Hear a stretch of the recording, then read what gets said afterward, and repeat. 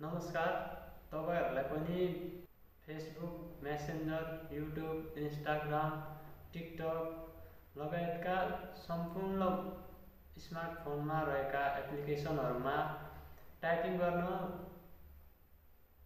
धेरै नै झन्झट लाग्छ भने तपाईहरुको लागि आज म यस भिडियो अन्तर्गत रहेर स्मार्टफोनमा रहेको गुगल टाइपिङको बारेमा जानकारी दिन गइरहेको छु र यो भिडियो तपाईहरुलाई एकदमै उपयोगी हुन सक्छ। त्यसको लागि भिडियोलाई अन्तिमसम्म हेरिदिनु होला र हजुरहरुले अहिलेसम्म पनि यो युट्युब च्यानललाई सब्स्क्राइब गर्नुभएको छैन भने अहिले नै सब्स्क्राइब गरी सँगै रहेको बेल आइकनमा थिच्न नबिर्सनु होला। धन्यवाद। अब सुरु गरौँ आजको टपिकको बारेमा।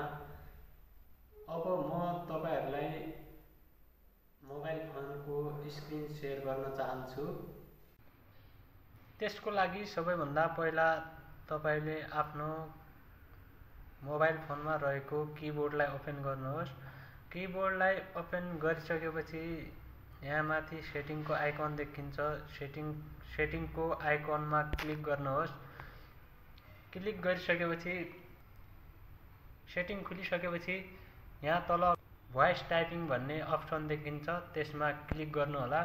क्लिक गरिसकेपछि युज भोइस टाइपिङलाई इनेबल गर्नुहोला। इनेबल गरिसकेपछि ब्याक जानु होला। ब्याक गइसकेपछि यहाँ ल्याङ्ग्वेज भन्ने छ टपमा, ल्याङ्ग्वेजमा ट्याप गर्नु होला। यसमा तपाईहरुले नेपालीमा टाइपिङ गर्नको लागि किबोर्ड एड गर्नुपर्ने हुन्छ। त्यसको लागि एड किबोर्डमा जानु होला। एड किबोर्डमा गइसकेपछि यहाँ तपाईको थुप्रै ल्याङ्ग्वेजहरु देखिन्छ।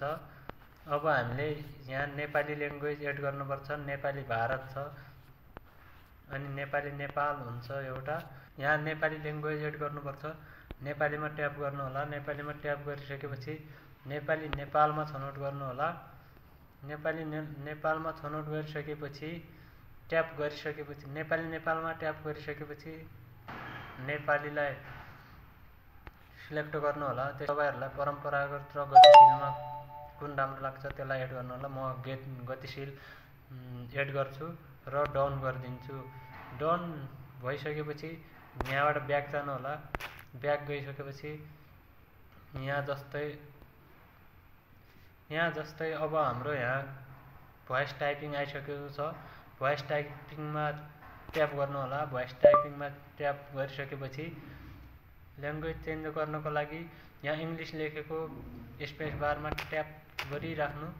लङ ट्याप गरेपछि यहाँ ल्याङ्ग्वेज चेन्ज हुन्छ। चेन्ज गर्नको लागि अब हामीले एबिसी नेपाली राख्नुपर्ने हुन्छ। एबिसी नेपालीमा टच गर्छौं र अब हामीले भोइस टाइपिङ गर्छौं। अब त्यसको लागि भोइस टाइपिङको लागि भोइस टाइपिङमा ट्याप गर्नुहोस्। ट्याप गरिसकेपछि अब यहाँ हामीले जे कुरा बोल्यो त्यो सबै सुन्छ र यहाँ माथि टाइपिङ गरिदिन्छ। अटोमेटिक टाइपिङ हुन्छ र हामीहरुले लेख्नुपर्ने झन्झट, टाइपिङ यहाँ किबोर्ड थिचिराख्नुपर्ने झन्झट हुँदैन हामीहरुलाई। यो भोइस टाइपिङको बारेमा तपाईहरुलाई यो भन्दा पहिले थाहा थियो कि नै? यदि थाहा थियो भने कमेन्ट बक्समा गएर कमेन्ट गर्न नबिर्सनु होला। आजको टपिक तपाईहरुलाई कस्तो लाग्यो? आशा गर्दछु कि यो भिडियो तपाईहरुका लागि एकदमै उपयोगी भयो होला र भिडियो मन परेमा तपाईहरुले लाइक, कमेन्ट गर्न नबिर्सनु होला र साथै साथ तपाई यो च्यानलमा नयाँ हुनुहुन्छ भने अहिले नै सब्स्क्राइब गरी सँगै रहेको नोटिफिकेसन बेल आइकनमा थिच्न नबिर्सनु होला ताकि अब आउने मेरा सम्पूर्ण भिडियोहरुको